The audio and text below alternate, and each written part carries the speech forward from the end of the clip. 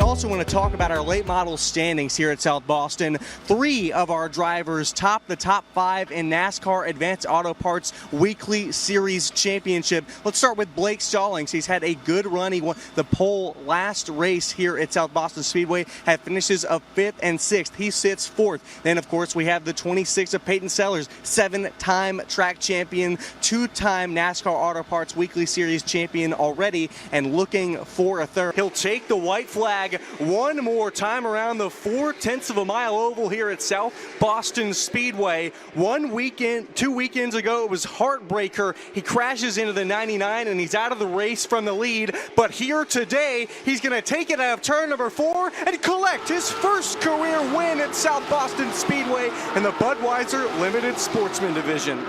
Sellers got the backstretch wall pretty good there, out of 2. Got to wonder if that's affecting him at all, but our 2 championship leaders are mired back in 7th and 8th. All the while, it's almost 3 wide for the lead. Mike Looney going to make contact with Craig Moore. That's going to put him side by side with Landon Pembleton. Pembleton talked about it. He wants to get out of dirty air. He's looking to do that as fast as possible up on the high side of Mike. I think South Boston Speedway is allergic to bad races. Yeah, I love it. I really think that's the case, because I think we say it every single week, every single race, that, man, we had some great racing tonight. Mm-hmm. That's just what we have. That's what South Boston Speedway is. He was on pole for a reason, but B.J. Reeves, I mean, look, he's undisputed right now in terms of just being the class of the field. He has no finish worse than 2nd in all 4 races so far this season, and he's trying to keep that streak alive. But of those 2 places, he loves to be in 1st. Big wiggle there for Scott Phillips. Something we've seen a lot this season. Ward is looking for his 3rd win,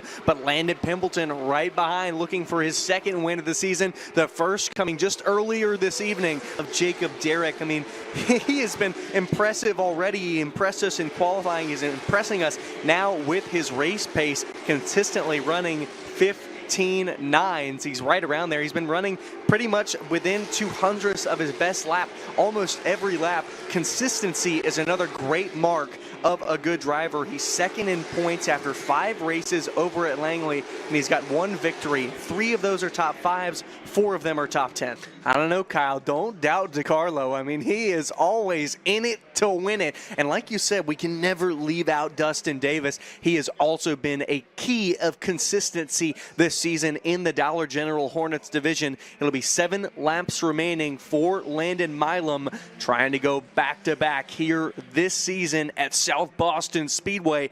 DeCarlo looking for his 2nd win of the season, but Dustin Davis looking for his 1st win ever. We look at this grouping here. They're 2nd, 3rd, 4th on track, but they're 3rd, 4th, 5th in the late model standings here for the Centera Health division at South Boston Speedway. So there is a reason that they are running up front and running so well, and there's a reason that Trevor Ward is topping our standings.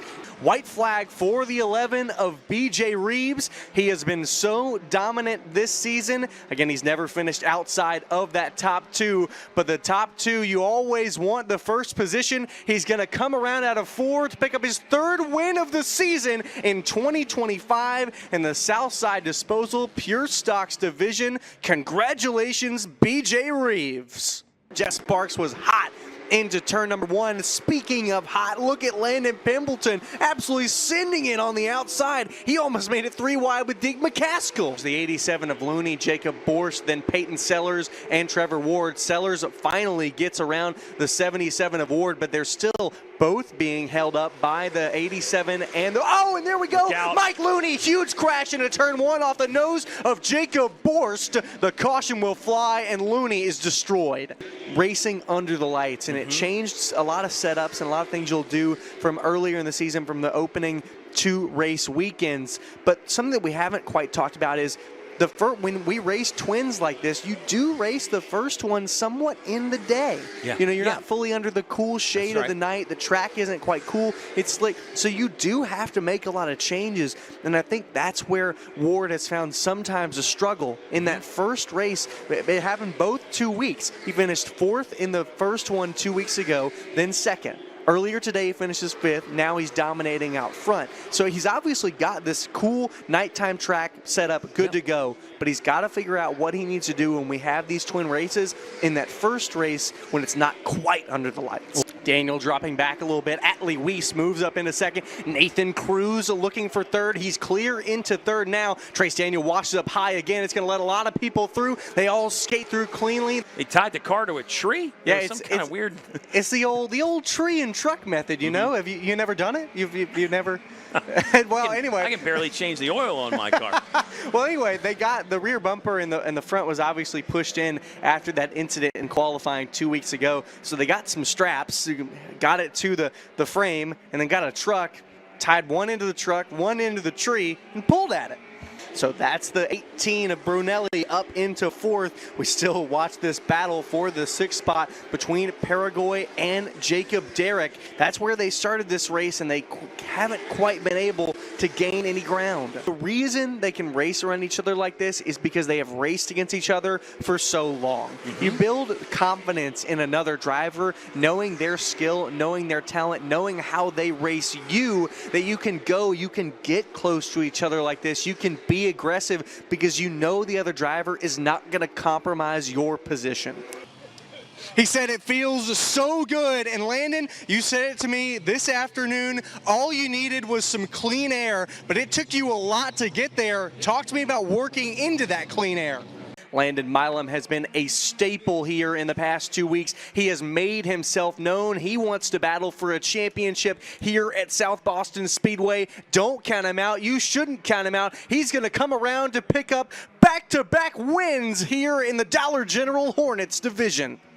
You had a bit of a slower start of the season. Do you think now with these 2 back-to-back wins, can you battle for that championship against DeCarlo? This is what we come here for. This is what South Boston provides. This is why we say that it means more, not only with the championship loyalty bonus powered by Hitachi Energy and Empower Broadband, but also because when drivers use that, they come out here to race at South Boston. We get these excellent battles that we just cannot look away from. Got to have such good mental toughness if you're Jacob Borst, knowing that Trevor Ward, I mean, he is on your bumper every single lap. He is to your inside. To have that as a driver, you've got to know, I have to be perfect because if I make a mistake here, Ward is going by. Heartbreak 2 weeks ago, you crash into the 990, spun broadside right in front of you. I know what that heartbreak feels like. You talked to me about it this morning, but you said it. You never had more confidence. You felt so good this morning, and you absolutely dominated here today to get your first career win.